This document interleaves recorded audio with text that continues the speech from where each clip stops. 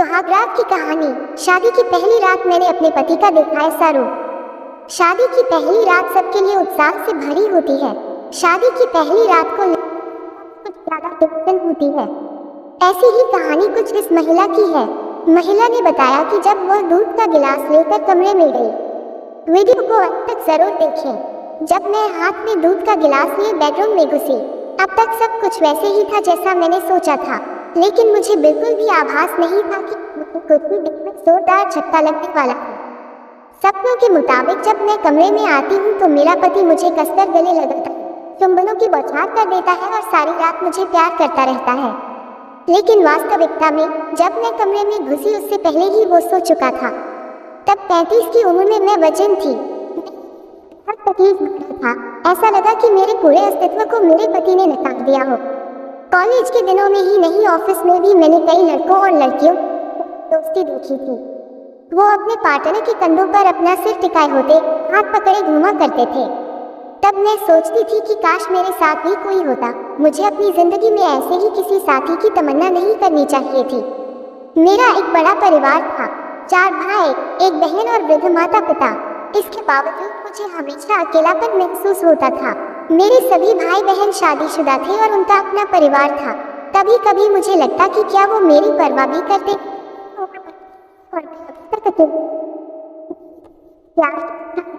लेकिन ये तन्हाइयों से घिरा हुआ था। कभी कभी मुझे लगता कि यह क्या मर्द मोटी लड़कियों को नापसंद करते हैं? क्या मेरे वजन की वजह से मेरा परिवार मेरे लिए जीवन साथी नहीं ढूंढ पा रहा है? क्या मैं हमेशा अकेली ही रहूंगी? ये सवाल हमेशा ही मेरे मन में घूमते रहते।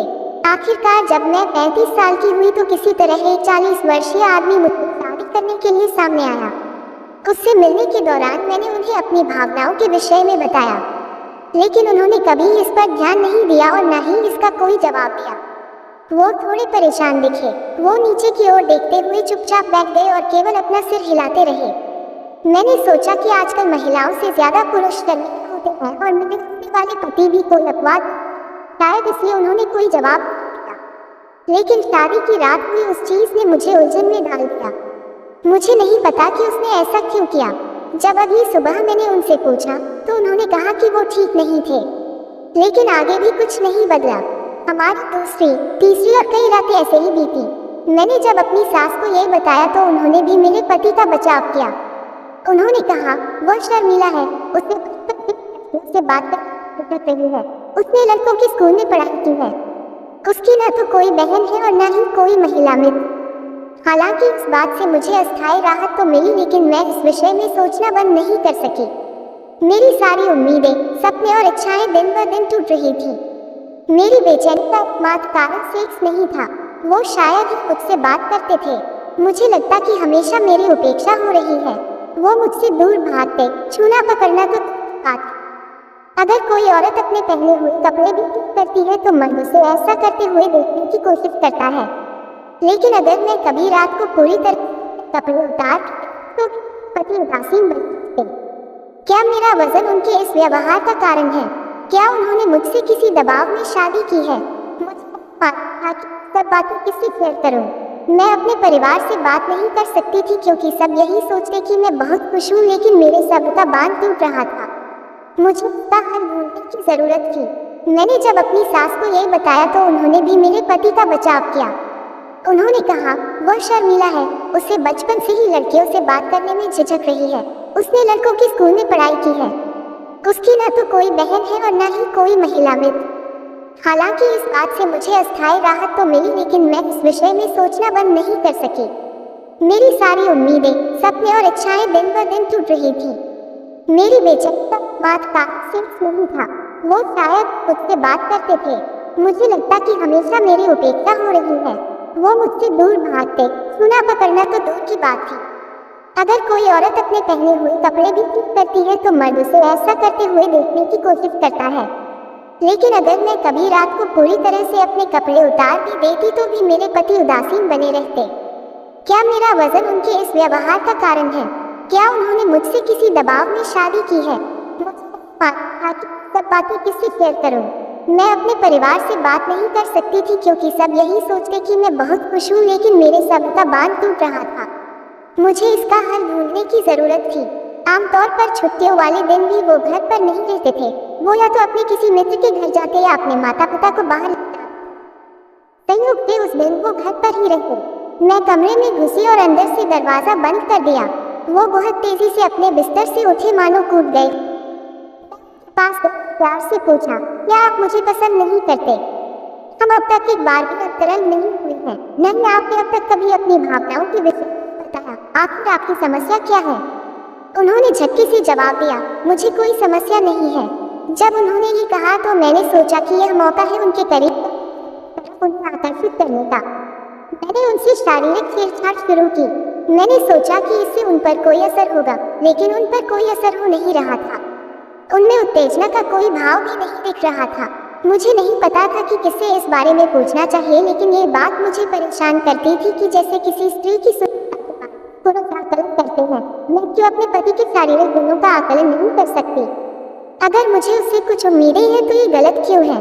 फिर मुझे एक दिन पता चला कि वो नपुंसक थी और डॉक्टर ने हमारी शादी से पहले ही इसकी पुष्टि कर दी थी। वो और उसके माता पिता सब कुछ जानते थे, लेकिन मुझे अंधेरे में रखकर किया गया। मुझे सच्चाई का पता चल गया तो उन्हें शर्मिंदगी महसूस हुई। फिर भी उन्होंने अपनी गलती कभी स्वीकार नहीं की। समाज हमेशा महिलाओं की छोटी से छोटी गलती को बड़ा चढ़ाकर पेश करता है, लेकिन अगर किसी मर्द की कोई गलती हो तो भी उंगलियां महिलाओं की ओर ही उठती हैं। मेरे रिश्तेदार ने मुझे सलाह दी, एक ही जीवन में सब कुछ नहीं है, तुम बच्चा गोद लेने का विचार क्यों नहीं करते?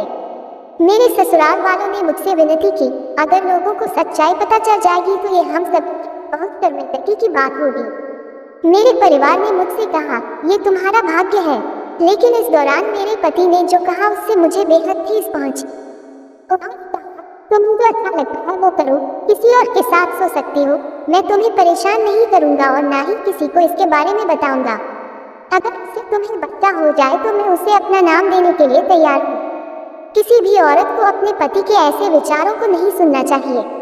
वो बेईमान था और वह खुद के और अपने परिवार के सम्मान को बचाने के लिए ऐसा कह रहा था। वो मेरे पैरों पर गिरकर रोने लगा और कहा, प्लीज इसे किसी को मत बताना और नहीं मुझे तलाक देना। उसने जो सुझाया वो मैं सोच भी नहीं सकती थी। अब मेरे पास केवल एक ही विकल्प था, या तो मैं उसे छोड़ दूं या उसे अपना जीवन साथी मानकर अपनी इच्छाओं का त्याग कर दूं। अंत में मेरी भावनाओं की जीत हुई। मैंने अपने उस तथाकथित पति का घर छोड़ दिया। मेरे माता पिता ने मुझे स्वीकार नहीं किया। अपने दोस्तों की हॉस्टल में चली गई। जल्दी मुझे एक नौकरी मिल गई। धीरे धीरे ही सही, मेरा जीवन पटरी पर आने लगा और मैंने कोर्ट में तलाक की अर्जी डाली। उसके परिवार वालों आए। उन्होंने सच्चाई को छुपाते हुए शादी टूटने की आड़ में मुझ पर ही शादी के बाद संबंध बनाने का आरोप मर दिया। 3 साल लग गए, लेकिन आखिरकार मुझे तलाक मिल ही गया। मुझे ऐसा लगा जैसे कि मेरा पुनर्जन्म हुआ है। आज मैं 40 की हो गई और अब वजन। इस दौरान मुझसे कई मर्दों ने संपर्क किया। वो सोचते थे कि मैंने अपने पति को इसलिए छोड़ा क्योंकि उनसे मुझे यौन संपर्क में संतुष्टि नहीं मिलती थी और वे मुझसे वो सब करना चाहते थे।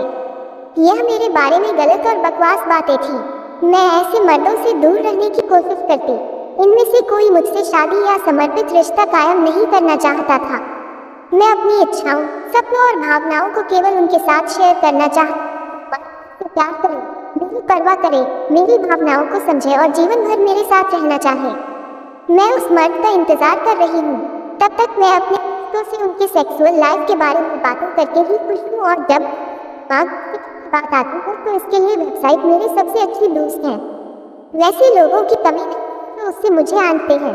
मैं मानती हूँ कि ऐसे लोग समझते हैं कि महिलाएं बेजान वस्तु हैं, जबकि महिलाओं में भी बहुत सी संवेदनाएं होती हैं। ऐसे ही वॉइस कुरियर चैनल को सब्सक्राइब जरूर कर देवें। धन्यवाद।